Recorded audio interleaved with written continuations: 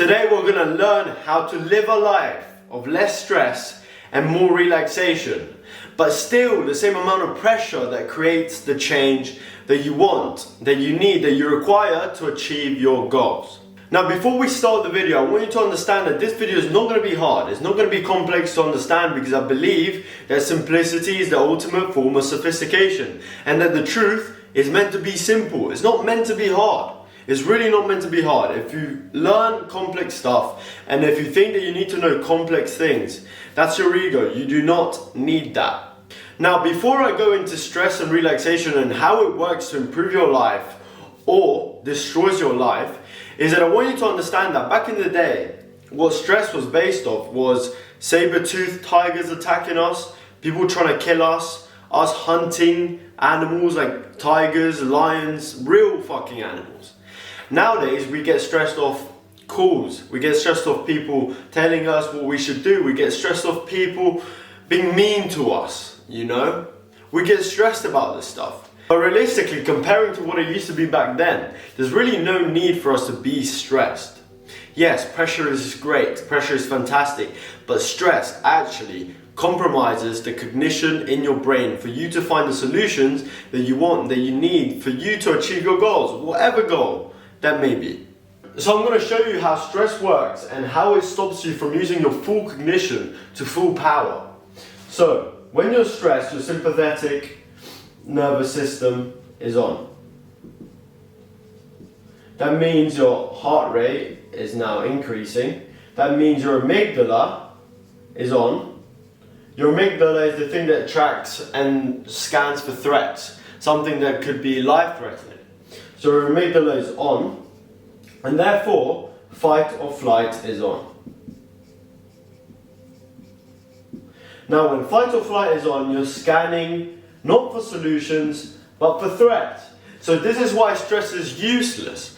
So you're scanning for threats. So you realize that if you're scanning for threats when you're stressed, that's all you will see is threats. Now you're in fight or flight, so that's all you will scan. Your amygdala is on, so that means also your cognition is compromised.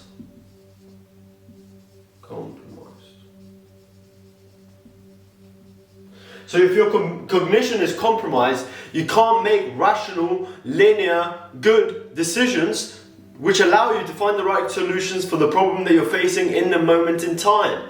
Whether that's your friend telling you that the business is going down, revenue's falling, costs are going up, recession is coming, whatever it is. Just realize that you're scanning for threats, so that's all you will find, and your cognition is not working at full power. Now the second thing is relaxation. This is the state that you want to be in. And I'll tell you why in a second. Your parasympathetic nervous system is on. That means you're relaxed. That means your heart rate is going down. That means your amygdala, the thing that is scanning for threats, is off. Which means that fight or flight is off too. And you're scanning, therefore, for solutions. Because your frontal cortex is actually working, is actually doing what it's meant to do. And it doesn't do this, and it doesn't work, your frontal cortex, when your amygdala is on. So you're actually scanning for solutions. So you're going to be able to make that right decision, to find the solution. It's just going to come up in your brain. Why do you think a lot of people have the best ideas when they're in the shower, or when they're meditating, or before they go back to sleep? Because guess what's on? Your parasympathetic nervous system is on. And that means your sympathetic nervous system is off. It's one or the other. You're either relaxed or you're stressed. Which one of the two are you operating from? Now let me tell you a story. My mentor is a mind coach, and this is how stress played a huge role, and relaxation played a huge role in his life, whether good or bad. And yeah, he has a lot of expenses. A chef, assistants, colleagues, sales teams, whatever it is. He has a lot of expenses, a house to rent, and he's not making enough money right now. We're going through a period where his business is not doing that well. So you get through a stage and you realize that he gets to like 2,000 left on his account, which he uses to pay his staff and rent and stuff like that. And so he's like stressing for weeks on weeks, and he's like, he can't find a solution. And he's like, what do I do? And then he gets to a point, this is the day before he needs to make all his payments, and he's just chilling by the pool. He's like, whatever, we'll see what happens, it is what it is. So he's actually relaxed now.